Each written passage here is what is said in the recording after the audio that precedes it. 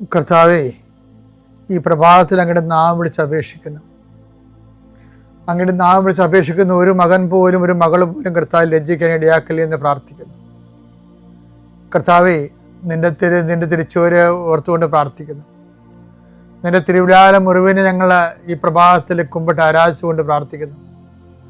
കർത്താവേ, ഞങ്ങൾക്ക് വേണ്ടി ക്രൂശിക്കപ്പെട്ടവനെ, ഞങ്ങൾക്ക് വേണ്ടി തിരുവിലാൽ മുറിവേറ്റവനെ, കർത്താവേ, ഞങ്ങൾക്ക് വേണ്ടി മുൾക്കട ചൂടിയവനെ, കർത്താവേ, നിന്റെ നാമം വിളിച്ചപേക്ഷിക്കുന്ന ഈ ഭാരപ്പെട്ട മക്കള്, കർത്താവേ, ഇന്ന് ഏറ്റെടുക്കേണ്ട ഉത്തരവാദിത്തങ്ങൾ, അധ്വാനിക്കുന്നതിനും ഭാരം വഹിക്കുന്നതിൻ്റെയൊക്കെ വരിക ഞങ്ങൾ ആസ്പിക്കാൻ നടത്തിയ കർത്താവേ, നിന്റെ ആശ്വാസം അക്ഷരാർത്ഥത്തിൽ ഈ പ്രാർത്ഥന കൊണ്ട് ഞങ്ങളുടെ മക്കളെ അനുഭവിക്കാൻ ഇടയാക്കണം പ്രാർത്ഥിക്കുന്നു.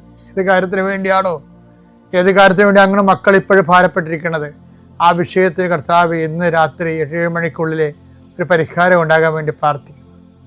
ആ സാമ്പത്തിക വിഷയമാകാം, കോടതി കേസാകാം,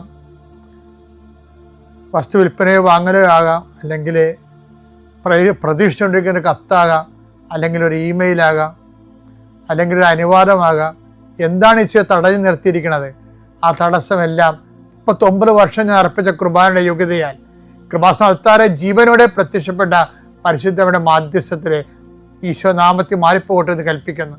രോഗികൾ, പീഡിതര്, മനപ്രയാസമുള്ളവർ, കുടുംബം തകർന്നുകൊണ്ടിരിക്കുന്നവർ, മക്കളെ ഓർത്ത് വേദി കൊള്ളുന്നവർ, വീടില്ലാത്തവർ, വഴിയില്ലാത്തവർ, കർത്താവ്, അവർക്കെല്ലാം കർത്താവേ നിന്റെ സാധ്യത നൽകിയ പുതിയ വഴി അവരെ കൊണ്ട് തന്നെ കണ്ടുപിടിക്കുന്നതിന് വേണ്ടി കർത്താവ് നീ അവരെ സഹായിക്കണം പ്രാർത്ഥിക്കുന്നു.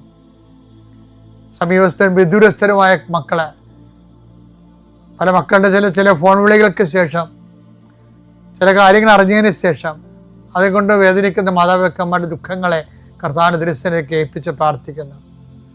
ദൈവമേ, മക്കളില്ലാത്തവരെ, ഗർഭശിശുക്കൾക്ക് വൈകല്യം ഉണ്ടെന്ന് സ്കാനിങ് റിപ്പോർട്ട് വന്നവർ, അവിടെ വയറിൽ കർത്താവ് നീ ഇപ്പം നിൻ്റെ തിരുവാർന്ന വലതുകരം വെക്കണമെന്ന് പ്രാർത്ഥിക്കുന്നു. മക്കളില്ലാത്ത ഉദരങ്ങളിൽ കർത്താവ് നിന്റെ കൈകൾ വെച്ചുകൊണ്ട് കർത്താവ് അവർക്ക് കുഞ്ഞുങ്ങളെ നൽകി അനുഗ്രഹിക്കണം പ്രാർത്ഥിക്കുന്നു.